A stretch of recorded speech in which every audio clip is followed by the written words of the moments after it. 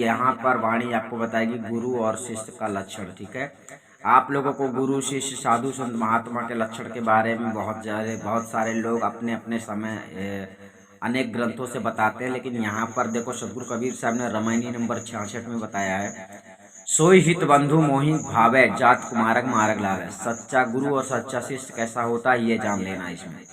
सो सयान मार्ग रह जाई करे खोज कबहू न भुलाई। सो झूठा जो सुत को तजई गुरु की दया राम ते भजे। किंचित है एक तेज भुलाना धन सुत देख भया अभिमाना। साखी है दिया ना खताना किया पयाना मंदिर भया उजार। मरी गए सो मरी गए बाचे बाचनहार। लोगों के अंदर बहुत प्रकार के सवाल चला करते हैं, कैसा गुरु होता है सच्चा, कैसा शिष्य होता है। तो यहाँ पर आज आपको समझ लेना है, सदगुरु कबीर साहब इस रामायणी में गुरु और शिष्य का लक्षण क्या है, इसका उत्तर इस रामायणी में देते हैं। वही हितकारी बंधु मुझे प्रिय लगता है, अर्थात मेरे मन को भाता है, जो मार्ग में जाने वाले को समझा बुझा कर सुमार्ग पर ले आता है।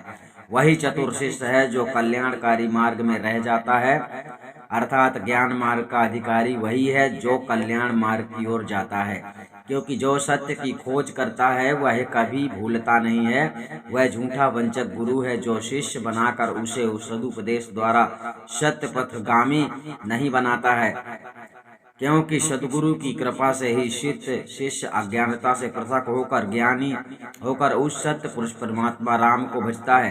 क्योंकि यह संसार किंचित मात्र है, अज्ञानियों की दृष्टि में सत्य और ज्ञानियों की दृष्टि में मिथ्या अर्थात असत्य और परिवर्तनशील तुच्छ है, जिसमें सब लोग भूल गए हैं और धन पुत्र आदि को देखकर उनको अभिमान हो गया है।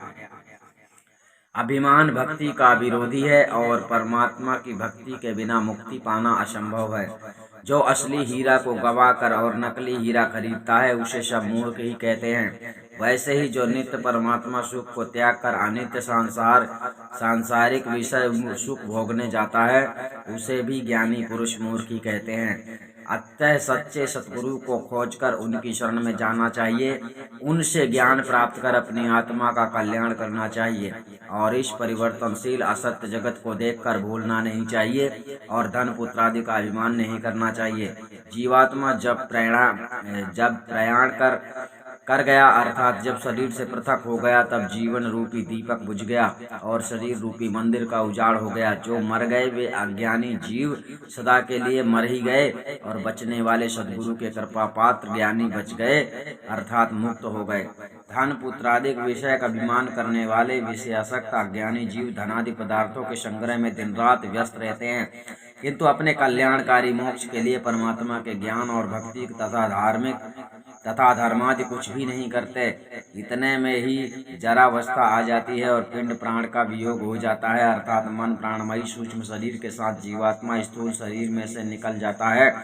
तब उस शरीर में आत्मा प्रकाश रूप दीपक बुझ जाता है, उस शरीर रूप मंदिर में अंधकार छा जाता है और सब कार्यक्रम बंद हो जाता है, अर्थात उसका उजाड़ हो जाता है। इस प्रकार ब्रह्म अज्ञान व सांसारिक विषयों में अज्ञानी जन जो मर जाते हैं वे मर ही जाते हैं, अर्थात उनका नाम निशान भी नहीं रहता है, क्योंकि उनके धनादि के भोगने वाले उनका नाम भी नहीं लेते हैं। और जो जीवित अवस्था में परमात्मा का भजन करते हैं वे अंत काल तक परमात्मा निष्ठ ही रहते हैं। वे बचने वाले बच जाते हैं, अर्थात शरीर छोड़ने के बाद मुक्त हो जाते हैं।